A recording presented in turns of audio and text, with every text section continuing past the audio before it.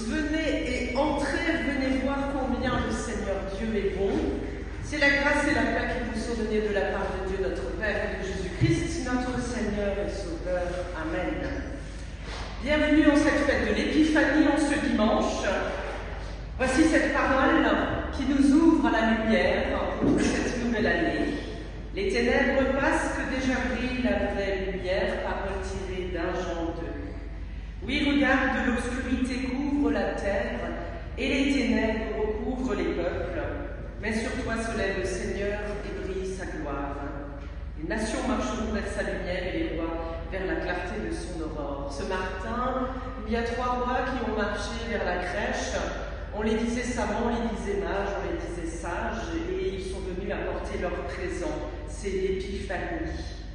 Comme la rosée naît de l'aurore, aujourd'hui notre Sauveur est apparu et est acclamé dans le monde. C'est ce que nous célébrons en ce dimanche matin. Et je vous invite, sœurs et frères en Christ, ici à l'église ou bien à la maison, pour les internautes avec nous en ce dimanche matin, à prendre dans la Bible, sinon sur votre feuille, le psaume 72, et nous allons l'antiphoner ensemble. Et je vous invite à dire ce qui est en gras, c'est assez grand, et moi je commencerai en disant ce qui est en caractère normaux. Dieu confie tes jugements au roi. Seigneur, donne ta justice à ce fils de roi. Il gouvernera ton peuple avec justice. Il prendra en main la cause du malheur. Montagne portée au peuple la paix. Colline portez-lui la justice.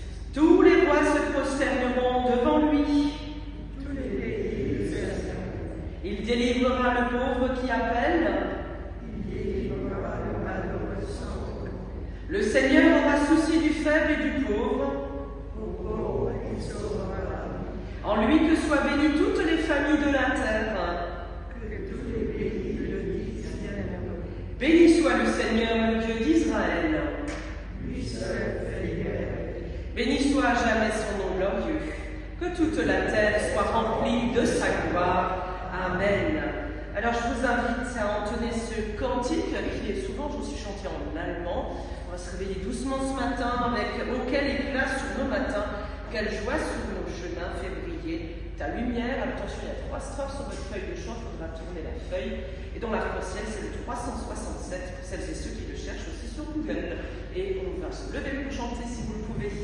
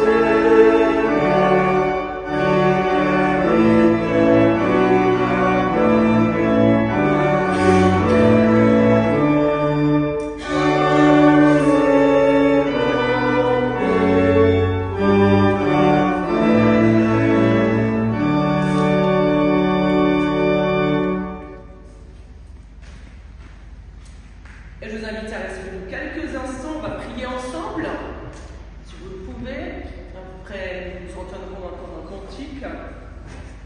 Ce matin, en ayant bravé la glissouille dehors, la petite neige fondante, peut-être en ayant eu l'envie sincère, volontaire de venir prier le Seigneur, trouver un moment de quiétude et de calme pour soi et en soi.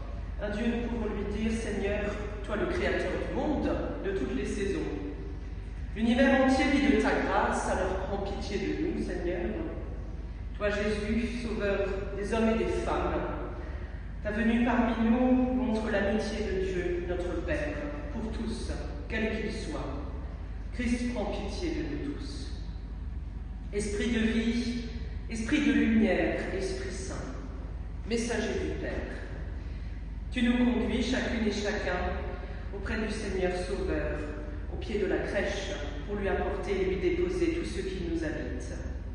Seigneur, en cet instant, prends pitié de nos vies, de qui nous sommes, de nos manquements, de nos errances, mais également de notre soif de renouveler cette foi. Kyrie eleison. Sœurs et frères en Christ, notre Dieu est plein de compassion et de miséricorde. Notre vie est placée sous une étoile, et pas n'importe laquelle, celle de Jésus-Christ, lumière du monde, sauveur de toutes les nations. Et voici cette étoile a tracé un chemin de vie, et Jésus fait de nous tous des porteurs de lumière. Celui et celle qui met sa confiance en Dieu et qui trouve sa joie en Jésus-Christ, qu'il ou qu'elle se sache toujours sauvé et aimé de Dieu. Ainsi soit-il. Amen. Avec nos cœurs pleins de reconnaissance, je vous invite avec moi à chanter ces 3 strophes. Et sinon, dans l'arc-en-ciel, c'est le 562. Il y a 3 strophes. Nos cœurs pleins de reconnaissance, à toi s'élève, Dieu d'amour.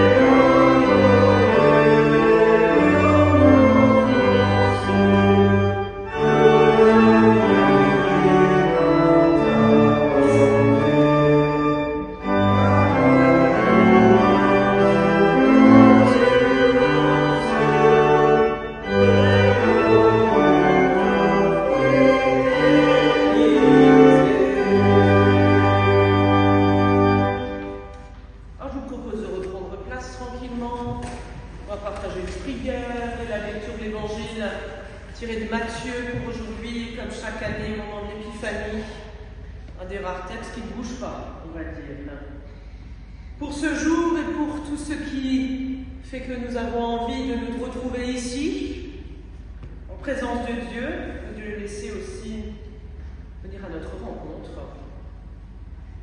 Avant de partager le texte biblique, nous pouvons en ce jour demander à Dieu, lui qui grâce à l'étoile a guidé les mages, des sages, des rois, des savants, lui qui a révélé son Fils unique aux nations.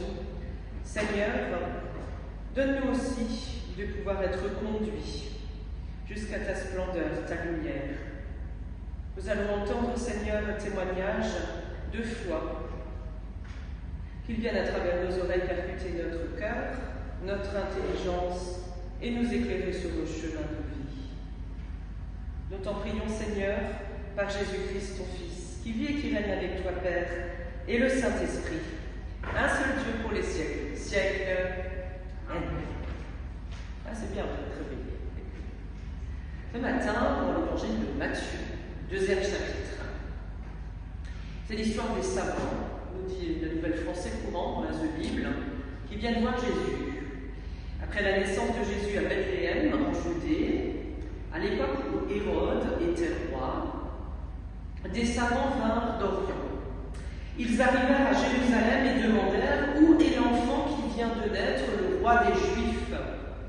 Car nous avons vu son étoile apparaître en Orient et nous sommes venus nous prosterner devant lui. » Quand le roi Hérode apprit cette nouvelle, il fut troublé, ainsi que toute la ville de Jérusalem. Il réunit alors tous les grands prêtres, les spécialistes des Écritures, et il leur demanda où le Christ devait naître. Ils lui répondirent « À Bethléem, en Judée, car voici ce que le prophète a écrit. Et toi, Bethléem, terre de Juda, tu n'es certainement pas la moindre importante des localités de Juda, car c'est de toi que viendra un chef et conduira mon peuple Israël. » Alors Hérode convoqua secrètement les savants. Il s'informa auprès d'eux du moment précis où l'étoile était apparue, puis il les envoya à Bethléem en leur disant « Allez chercher des renseignements précis sur cet enfant, et quand vous l'aurez trouvé, faites-le moi savoir, afin que j'aille moi aussi me prosterner devant lui. » Après avoir écouté le roi, ils partirent, et l'étoile qu'ils avaient vue en Orient les précédait. Quand elle arriva au-dessus de l'endroit où se trouvait l'enfant, elle s'arrêta. En la voyant là, ils furent remplis d'une très grande joie. Ils entrèrent dans la maison et virent l'enfant avec sa mère, Marie. Ils tombèrent à genoux pour se prosterner devant lui. Puis ils ouvrirent leur trésor et lui offrirent des cadeaux, de l'or, de l'encens et de la myrrhe. Comme ils furent avertis dans un rêve de ne pas retourner auprès d'Hérode, ils prirent un autre chemin pour rentrer dans leur pays. Qu'il en soit ainsi. Nous voulons ensemble, avec sérénité, tranquillement installés à la maison ou ici sur les bancs de l'église, chanter la présence de Dieu qui se révèle à nous dans tous les instants de nos vies et même de manière inattendue, comme dans cette crèche, auprès de celles et ceux qui viennent reconnaître l'enfant Jésus. Tu es là au cœur de nos vies, Seigneur, et c'est toi qui nous fais vivre. Je vous invite à chanter avec moi ce cantique bien connu, numéro 614 dans l'arc-en-ciel. On reste installé tranquillement. Amen.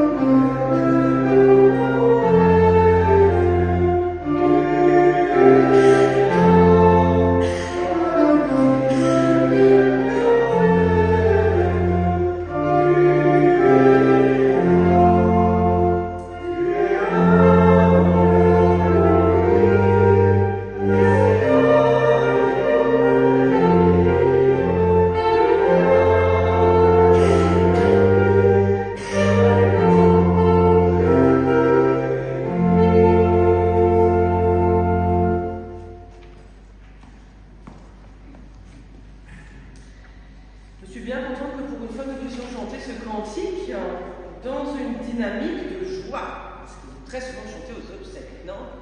Eh bien oui, le Seigneur est une joie et il est là au cœur de nos vies. Et ce passage de l'évangile de Matthieu nous invite à méditer ça justement.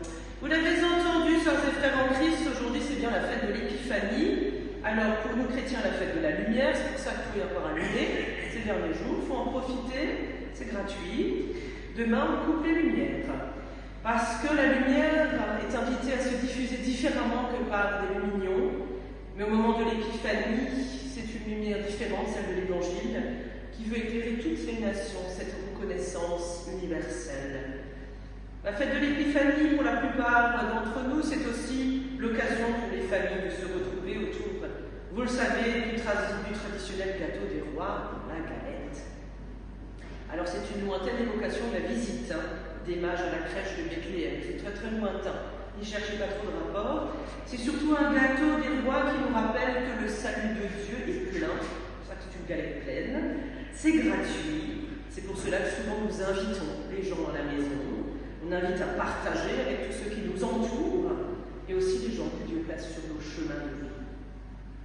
Voici cette fête nous rappelle aussi les valeurs qui résistent à l'épreuve du temps et les difficultés de la vie, les aléas, les obstacles.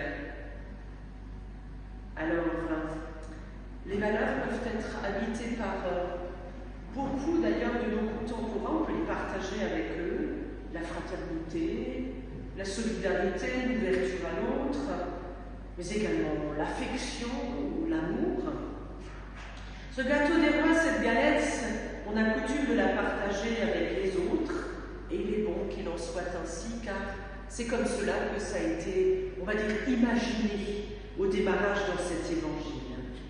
Ce récit des mages, on va dire des mages, des savants, en tout cas de ces trois, en tout cas de ce certain nombre de personnages. C'est vrai qu'on ne sait pas trop combien ils sont. Bref, c'est pas dit qu'ils étaient trois.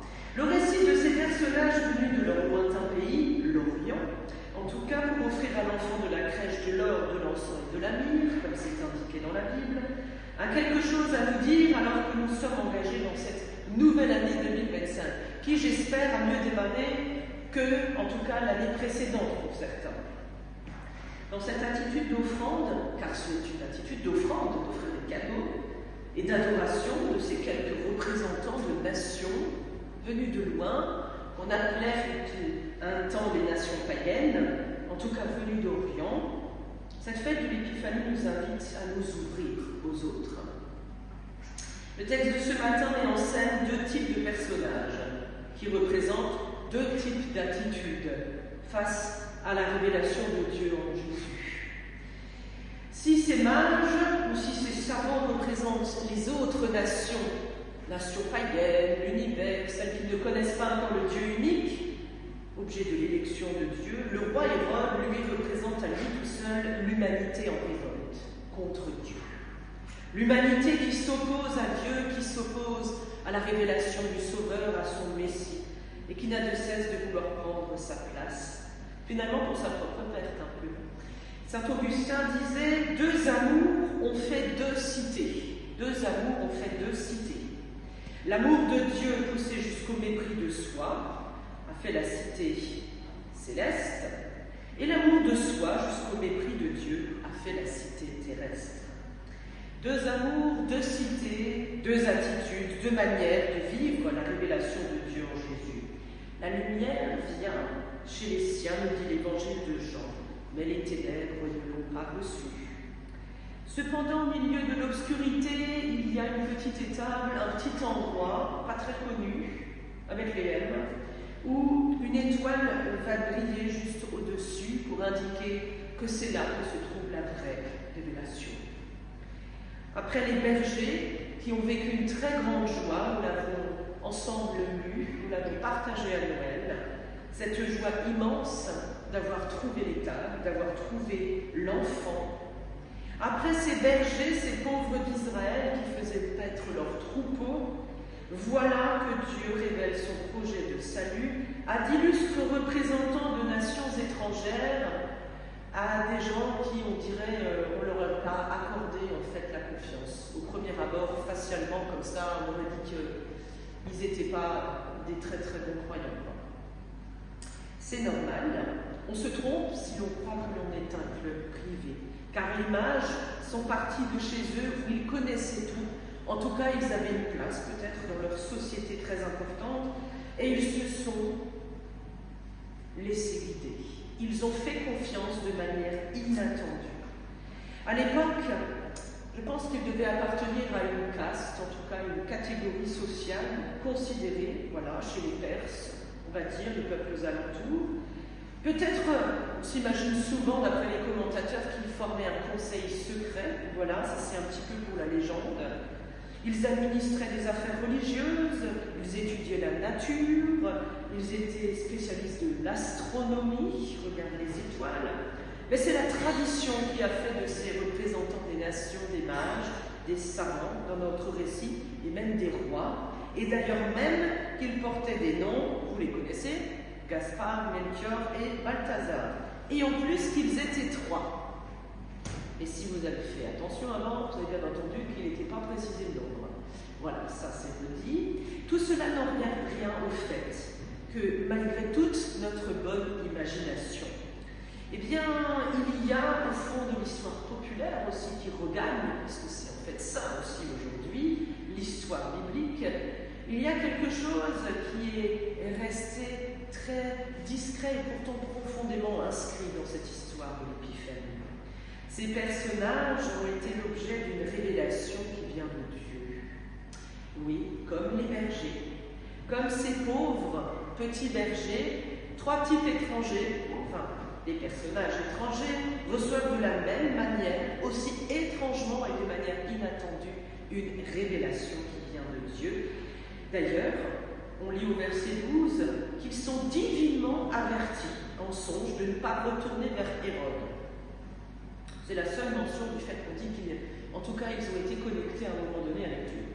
À moins que ceci ait tout simplement été préparé, peut-être, auparavant, à ce grand événement, qui les aurait emmenés, peut-être, jusqu'à cette attente universelle d'un grand personnage religieux qui devait apparaître à cette époque et dont on savait qu'il viendrait à ce moment-là. Peut-être la rumeur s'est-elle propagée très loin.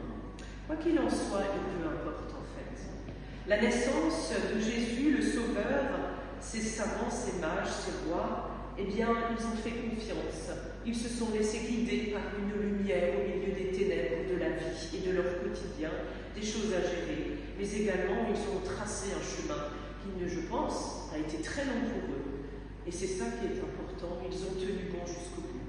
Et ils ont vu cette étoile, et à la vue de l'enfant Jésus, ils n'ont pas hésité à lui offrir tout leur présent, l'or, l'encens et la myrrhe, traditionnel parfum aussi de l'Arabie. En la personne de ces mages, ce sont donc ces nations étrangères qui offrent là au roi Messie l'hommage et les offrandes qui lui sont dues. Ils ajoutent donc de la foi au signe que Dieu a envoyé concernant l'apparition du Messie. Ils ont vu son étoile dans le ciel, l'ont suivi envers et contre tout, se prosternent devant un petit enfant. Peut-être ont-ils pressenti qu'il allait vraiment changer la face du monde. Peut-être savait-il, peut-être se doutait-il qu'il changerait durablement et profondément le cœur des gens. Finalement, notre époque ressemble étrangement à celle qui a vu les mages se prosterner devant l'enfant de la crèche. Comme eux, nous rencontrons souvent en tant que chrétiens, souvent l'indifférence des uns, l'hostilité des autres. Nombreux sont aussi les obstacles dans nos vies qui se dressent sur nos chemins et les épreuves du quotidien, aussi dans notre vie de foi. Et pourtant, dans ce texte, nous sommes invités à méditer, à travers ces 3 personnages, ces mages, peu importe le nombre, l'étoile qui nous conduit jusqu'au Christ, l'étoile de l'amour, l'étoile de l'affection de Dieu pour nous tous, les hommes et les femmes, mais également à témoigner et à rayonner fraternellement et aussi en affection avec les autres, une étoile de l'Évangile qui éclaire notre nuit et qui peut nous donner un nouvel élan, une nouvelle espérance qui ne tarit jamais. Pourtant, c'est dur car souvent les apparences peuvent laisser présager dans notre monde d'aujourd'hui. En fait, tout est foutu, tout est flingué et que les choses vraiment ont Nous attendons le jour où toutes les nations verront enfin, au pied du Christ, leur adoration être véritable, déposer leur vraie richesse, sincèrement leur cœur et lui rendre hommage. Mais cette attente, c'est en fait une espérance chrétienne. Et pourquoi ne pas continuer à la voir? Chaque jour, des gens sont gagnés à Christ, et c'est ça qui compte. Chaque jour dans le monde, des gens se tournent vers Dieu et cherchent auprès de lui force, consolation et courage, mais aussi espérance et lumière au milieu des persécutions de notre monde, au milieu des injustices. Alors comme ces mages, en cette nouvelle année qui s'ouvre devant nous, je nous souhaite de ne jamais cesser de regarder à Christ et de toujours pouvoir dans notre cœur nous tourner vers lui, quels que soient les aléas et ce qui nous habite, pour lui offrir plus que nos richesses, plus que l'or, l'encens, la myrrhe. Ça, c'est des petits trucs. Mais finalement, lui offrir avec sincérité et simplement comme nous sommes, notre espérance et cette force de l'amour que lui n'a pas hésité à nous donner. La crèche, c'est ce lieu du libre accès, ce lieu de la gratuité. Et la lumière, les lumières qui nous entourent nous rappellent ça. C'est bon pour la vie, et c'est Dieu qui nous y attend. Il se donne à nous, alors nous pouvons un peu nous donner à lui encore. La crèche est un lieu de rencontre en vérité, en sincérité et en simplicité en fait. On se rencontre cœur à cœur, et je crois que c'est avec cœur que ces personnages étrangers sont venus déposer toute leur espérance, tout leur espoir d'homme. Sourions donc en ce début d'année, je nous le souhaite et je l'espère pour chacun de nous. Dieu nous a souri le premier en posant son regard d'amour sur l'enfant dans la crèche. Jésus est Christ et Sauveur de toute manière, c'est déjà accompli. Il est Seigneur, ça veut simplement dire que nous sommes aimés par lui. Et ça compte énormément et éternellement. Alors qu'il en soit ainsi. Soyez donc bénis en cette nouvelle année. Amen.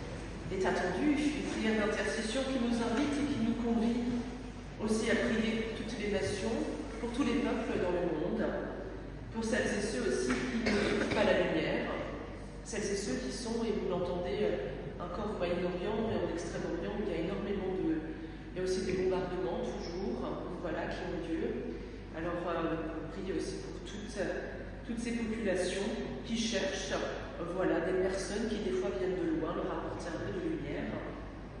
Seigneur, nous voulons nous confier en toi ce matin d'épiphanie. Tu fais lever ta lumière sur toute nation. Tu as conduit à Jésus des mages venus de pays lointains, peu importe qui ils étaient. Ce qui importe, c'est leur espérance qui les ont conduits jusqu'à l'enfant. Nous te rendons grâce, Seigneur, de faire luire ta lumière sur nous tous, sur celles et ceux qui sont plongés dans les ténèbres ou dans la nuit.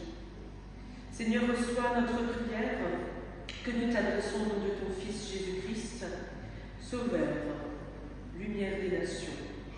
Nous te remettons tous les peuples de la terre, où qu'ils soient, en ce moment emploi aux guerres, aux problèmes d'épidémie, de famine, qu'ils se sachent toujours accueillis et épaulés dans l'Église du Seigneur, avec l'offrande de leur diversité. Nous te prions pour celles et ceux qui gouvernent les nations, qu'ils ne mettent pas d'entrave à l'Évangile, qui annonce la paix et non le profit, Seigneur. Seigneur, nous te prions pour celles et ceux qui tentent en vain, et avec toute leur force et leur espérance de rassembler les peuples dans la paix et la concorde. Nous te prions pour ton Église à travers le monde, dispersée et persécutée si souvent encore. Qu'elle marche sans faille à la lumière du Christ pour annoncer ta lumière d'espérance, Seigneur. Nous te prions pour celles et ceux qui ont la charge de conduire le peuple de Dieu où qu'il soit, pour toutes tes églises, quelles que soient les confessions, pour notre Église, notre union d'églises protestantes et celles et ceux qui la dirigent, qu'ils l'accomplissent avec sagesse et dans ton esprit, Seigneur. Nous te prions pour celles et ceux qui ne voient pas de sens à leur vie, qu'ils découvrent dans la foi au Seigneur la vocation qu'il leur adresse. Nous te remettons celles et ceux qui sont dans le deuil, et celles et ceux, Seigneur, qui ont trouvé la paix dans ta lumière éternelle. Nous te confions dans le silence ce qui nous tient à cœur, Seigneur, en cet instant.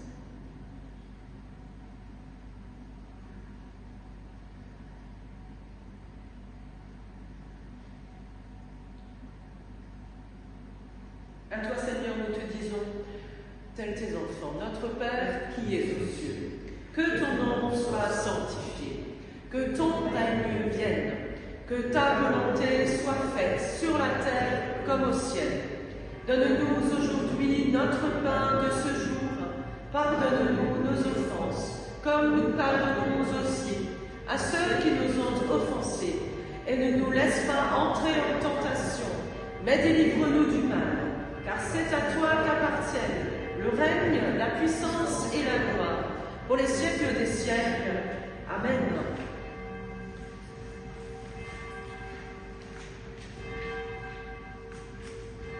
Nous voulons ensemble chanter pour rendre gloire à Dieu. Rendre gloire à Dieu et aussi bénir son nom. Et je vous propose, avec moi tranquillement, de prendre ces deux strophes de Rendons gloire à Dieu, notre Père, celle 266 dans l'arc-en-ciel. Bénissons notre Rédempteur.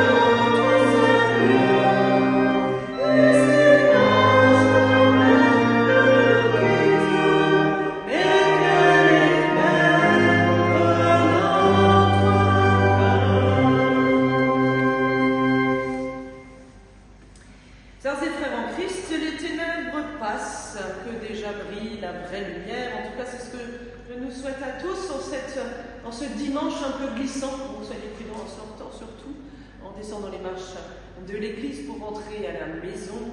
Si les ténèbres passent, cela veut dire que l'espérance est toujours au bout du chemin. Alors, à nous tous, je nous souhaite beaucoup d'espérance pour démarrer cette nouvelle année ensemble. Que le Seigneur vous bénisse et qu'il vous garde et qu'il fasse resplendir tout son amour, sa fraternité, mais aussi toute sa grâce sur vous. Soyez bénis et soyez gardés. Au nom du Père, du Fils et du Saint-Esprit. Amen. Un bon dimanche de l'Épiphanie.